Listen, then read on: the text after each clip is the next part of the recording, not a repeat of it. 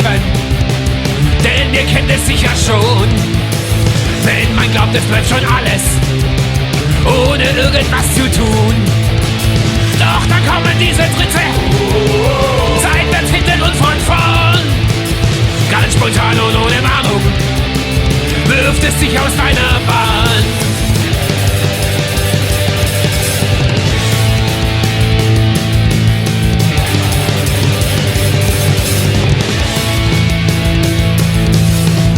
Und so kämpfst du dich durchs Leben, jedes Mal steckst du es weg. Denkst dir, ja, so ist das eben, und verdrängst den ganzen Dreck. Da tritt dir jemand gegenüber, der dich aufhängt und du denkst, vielen Dank, dass du da bist und mir deine Freundschaft schenkst.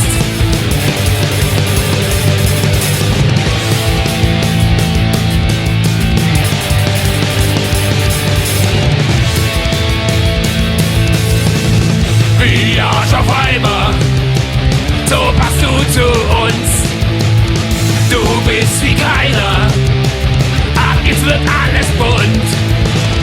Lange haben wir drauf gewartet, viele Tiefschläge erlebt. Jetzt haben wir ganz neu gestartet, freuen uns mit dir auf den